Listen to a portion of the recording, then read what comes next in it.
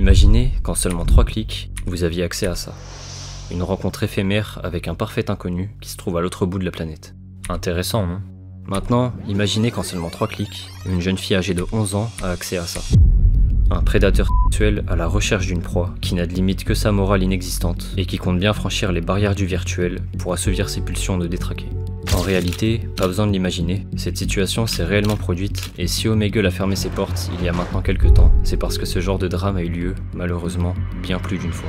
That site is called Omegle. A 14-year-old can get put with a 40-year-old. It's an absolutely disgusting. Omegle. On est presque tous allés sur ce site au moins une fois dans notre vie, juste par curiosité. Interagir avec des gens partout dans le monde si facilement. Le concept était bien pensé, mais c'était sans compter sur la monstruosité de certaines personnes qui ont ruiné à jamais la réputation du site. En effet, Omegle est sûrement la plateforme avec le plus de scandales liés à la pédophilie, et ce pour une raison tout à fait logique, tout le monde pouvait se rencontrer sans aucune barrière. Et d'une manière très simple, il suffisait de cocher une case affirmant que vous aviez plus de 18 ans, et vous étiez directement balancé sur la plateforme dans laquelle vous pouviez rencontrer une personne de votre âge, sympathiser avec, puis quelques secondes après, y voir un homme largement plus vieux et mal intentionné qui vous montrait ses parties intimes. Avec cette forte probabilité de tomber sur un détraqué, un concept était né sur YouTube, celui d'attraper des prédateurs. Le piège mis en place était simple, il suffisait de placer une femme pouvant être crédible en mentant sur son âge et attendre que quelqu'un morde à l'hameçon. Parmi les précurseurs de ce concept figurait Nico is Cold, un youtubeur américain à plus d'1 million d'abonnés, s'étant fait connaître avec des vidéos sur Zoom mais aussi sur Omegle, notamment avec une série de vidéos appelée Catching Creeps on Omegle. Do you usually like younger girls? I like all ages. Really? What kind of outfit do you have? You want me to show you? 15 years old, buddy. You're done.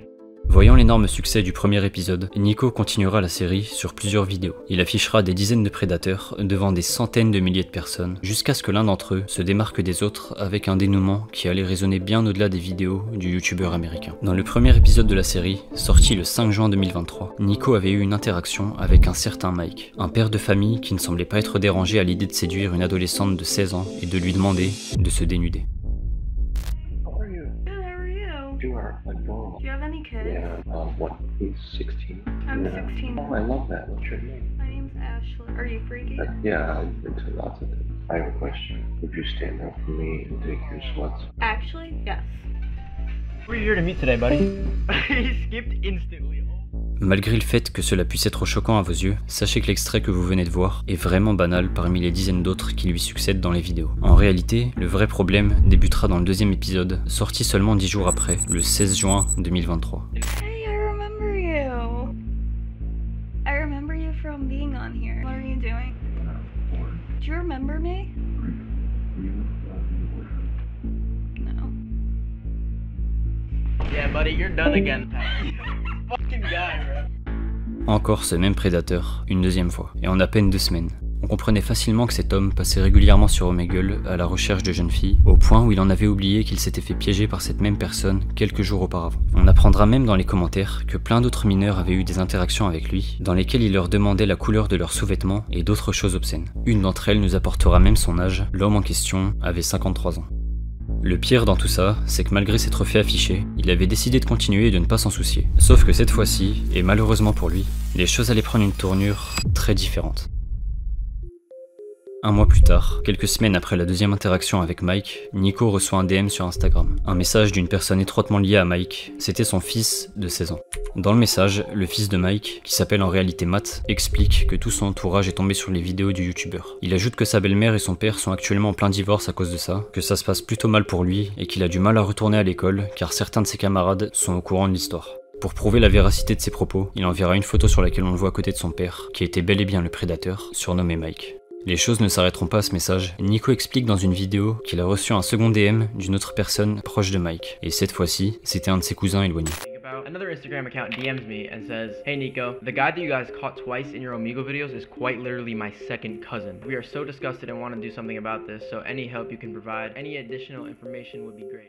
Peu de temps après ce message, un nouveau personnage contactera Nico, mais cette fois-ci, ce n'était pas un proche de Mike. L'auteur de ce nouveau message était quelqu'un d'encore plus inquiétant, puisque l'histoire allait prendre un tournant bien plus sérieux à partir de ce moment-là. And this is where it gets kind of scary almost. I got a really long message from a detective. I am reaching out to you because of an investigation I am involved with and the video that you uploaded to YouTube involving the subject of my investigation. Right when I seen this, I knew On apprenait donc à travers ce détective que Mike était au cœur d'une enquête externe à ce qu'il faisait sur Omegle. Il était déjà un prédateur monstrueux aux yeux d'énormément de personnes, et il semblait pourtant cacher une autre facette encore bien plus sombre et ignoble en lui. Nico raconte dans la vidéo qu'il a reçu d'autres appels des membres de la famille. Tout l'entourage de Mike contactait Nichols tour à tour, sauf lui-même, qui est pourtant au centre de cette affaire. Il lui aura fallu du temps avant qu'il ne se décide enfin d'affronter la réalité, en appelant directement Nico dans une conversation enregistrée. I just wanted to talk and just see what's like going on, because I think that I can clear up your name in a way, you know, if we talk and you apologize and stuff like that. I'm getting a divorce. My entire life is ruined. That's all I have to say. Après cette conversation téléphonique, on n'entendra plus parler de Mike, du moins sur la chaîne de Nico, car il n'aura pas fallu longtemps avant que l'enquête du détective n'aboutisse à quelque chose. Le 9 octobre 2023, Mike, de son vrai nom Matthew Manowski, est arrêté par les autorités de l'Indiana après des attouchements sur une jeune fille de 11 ans. Aucune autre information n'est trouvable sur internet à propos de son procès. Le père de famille, qui semblait n'être qu'un prédateur virtuel, était donc également un monstre agissant dans le monde réel, et ce depuis très longtemps. Une dernière découverte concernant son cas le rendra encore plus exécrable aux yeux de la masse. Dans une vidéo d'une autre youtubeuse qui chassait également des prédateurs sur Omegle, on y retrouve Mike, piégé une fois de plus sur Omegle. Là où ça devient vraiment effrayant, c'est que cette vidéo en question date d'1 an avant celle de Nico is Cold. Combien de petites filles sont tombées sur ce type? Honnêtement, je pense que c'est beaucoup plus qu'on ne le pense. Mais si certaines d'entre elles ont eu le malheur d'avoir subi ça virtuellement, d'autres ont malheureusement vécu une rencontre directe avec leur prédateur. New video of an online child predator being taken into jail after a missing Virginia girl was found inside a West Valley apartment. On est en janvier 2022 sur Omegle quand une rencontre funeste a malheureusement lieu. Sur la première webcam, on retrouve une jeune fille d'à peine 14 ans qu'on appelle Rajan. Et sur l'autre écran apparaît un adulte de 28 ans, un homme du nom d'Ethan Roberts. Les deux habitent chacun à l'autre bout des États-Unis, c'est plus de 3000 km qui les séparent. Malgré la barrière de la distance et l'écart entre leur âge, ils sympathiseront sur Omegle avant de s'ajouter en contact pour pouvoir se parler hors de la plateforme. Pendant plusieurs mois, les deux s'échangeront uniquement par virtuel avec des messages obscènes de la part d'Ethan qui manipulait Jeanne afin qu'elle lui envoie des photos d'elle explicites dans lesquelles elle apparaissait dénudée. 7 mois s'écouleront avant que finalement, ils ne décident de se voir dans la vraie vie.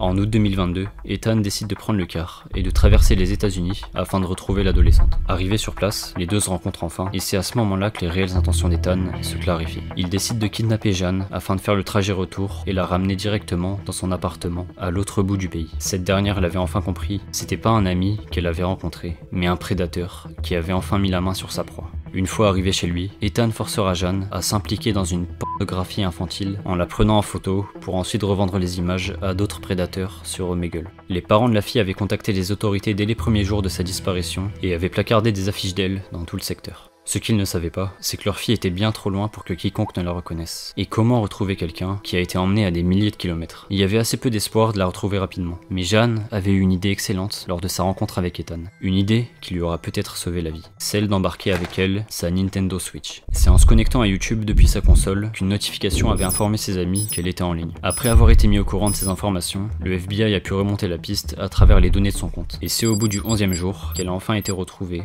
saine et sauve. Ethan Roberts sera immédiatement arrêté et il sera jugé dans la foulée, puis condamné à une peine de 30 ans d'emprisonnement. Cette affaire a fait énormément de bruit et a suscité beaucoup de questions sur la sécurité d'un site comme Omegle. C'était pas la première fois qu'une jeune fille mineure avait été exploitée par un prédateur, et on pouvait sérieusement s'interroger sur la fiabilité de la plateforme. Bien sûr, un porte-parole d'Omegle s'est exprimé en disant que, même si Omegle investit dans sa sécurité avec de l'intelligence artificielle et des modérateurs, les utilisateurs du site restent pleinement responsables de leur comportement et de ce qui peut leur arriver. En tout cas, Jeanne a eu énormément de chance que rien de plus grave ne soit arrivé. Et elle aura appris une leçon pour toute sa vie.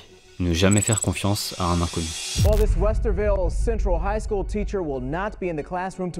Je vous ai parlé précédemment de Nico is Cold, en évoquant le fait qu'il existait d'autres chaînes YouTube du même genre. Oma, un youtubeur anglophone à 935 000 abonnés, en fait clairement partie, puisque tout son contenu est centré sur le fait de piéger des prédateurs, autant sur Discord que sur Omegle. A l'instar de Nico, il a une série de vidéos entières dédiées à Omegle, dans laquelle des femmes se font passer pour de jeunes adolescentes, afin de piéger des hommes bien plus âgés. Le concept est exactement le même que ce qu'on a vu précédemment. Alors qu'est-ce qui pourrait justifier que je vous en parle encore une fois? Et bien ici, le prédateur qui s'est fait afficher présentait un profil totalement inattendu par le youtubeur. La scène a eu lieu dans une vidéo datant d'il y a 2 ans, nommée « Capturer des prédateurs sur Omegle ». La première interaction de la vidéo se passe avec un certain Justin Christophe, 29 ans, un professeur de lycée.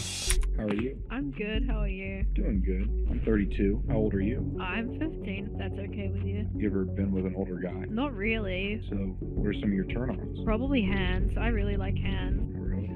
I wouldn't mind holding you with my hand. Yeah, well, you know, hold your hand, hold your body. Yeah, you know, rub my hands up and down you. Sounds pretty cool. Rub my hand on your face, you know, just kind of grab it. You're just not getting embarrassed at all, like...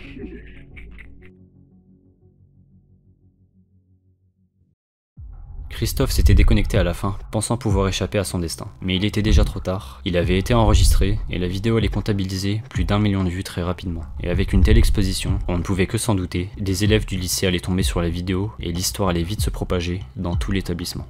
Seulement une semaine plus tard, les nouvelles le concernant sortiront dans la presse. Justin Christophe, un professeur de 29 ans, avait eu une discussion inappropriée avec une prétendue adolescente d'à peine 15 ans. Après avoir visionné l'extrait, la police n'a retenu aucun caractère criminel dans les paroles du professeur, qui a malgré cela démissionné du lycée dans lequel il enseignait. L'affaire en est restée là, et il n'y a aucune autre information sur Justin Christophe, qui à l'instar de Matthew Manoski, a gâché sa vie en pensant être intouchable derrière une webcam.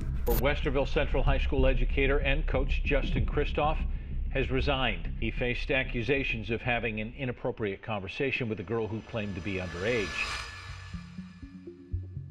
Sur Omegle, quand vous vous connectez, vous pouvez choisir un centre d'intérêt pour tomber avec d'autres personnes qui ont sélectionné la même chose que vous. Par exemple, vous pouvez écrire football, manga, musique ou encore Fury. Le terme Fury désigne une communauté très développée aux États-Unis, dont l'intérêt est d'incarner un personnage qui sera souvent un animal avec des traits humains. Quand vous tapiez ça sur Omegle, vous pouviez tomber sur des personnes déguisées en animal ou d'autres qui étaient tout simplement là pour discuter de la culture Fury. Mais il y a quelques années, si vous étiez vraiment malchanceux, vous pouviez tomber nez à nez avec celle qu'on voulait absolument éviter en avril 2020, la dame Fallosha.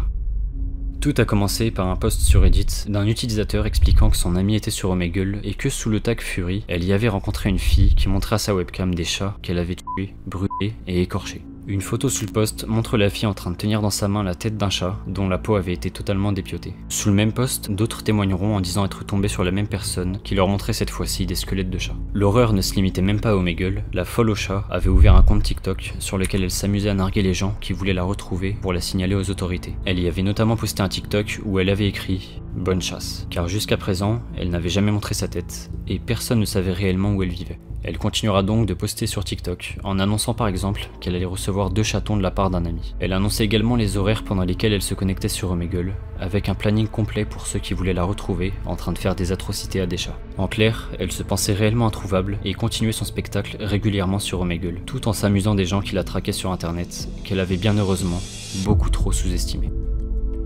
Sur Discord, dans un serveur privé, une petite équipe s'était créée dans l'unique but de retracer la Fallosha afin de mettre un terme définitif à ce qu'elle faisait. Après une longue collecte d'informations en regardant les posters dans sa chambre, la marque de ses vêtements, la structure de son visage et toutes les autres traces qu'elle avait laissées sur internet, ils avaient rapidement trouvé dans quelle zone se trouvait la tueuse, à quoi elle ressemblait et quel était son prénom. Toutes les informations avaient été transmises aux autorités et seulement quelques jours après s'être emparée de l'affaire, la chasse était déjà terminée. La personne qui se trouvait derrière le compte Crazy Cat Lady était Crystal Scott, une jeune femme de 19 ans qui s'emparait des animaux via des annonces de dons sur internet. Elle a été arrêtée par le FBI directement chez elle, où des restes de chats et de chiens avaient été trouvés. Quand l'enquêteur avait demandé à Crystal pourquoi avoir commis de telles atrocités, elle avait répondu qu'une de ses facettes adorait les chats et les chiens, mais qu'une autre de ses facettes, beaucoup plus sombre et mauvaise, lui répétait constamment de faire du mal à ses animaux. En 14 ans d'existence, Omegle aura été lié à plus de 50 affaires liées à la pédocriminalité. On s'en souviendra tous comme un site qui était certes drôle à certaines occasions, mais surtout comme un site bourré de détraqués qui avait trouvé le moyen le plus simple d'interagir avec des enfants. Finalement, le problème, c'était pas le site en lui-même et le manque de modération, mais plutôt les prédateurs qui, en toute impunité, avaient trouvé un moyen simple et efficace pour chasser leur proie.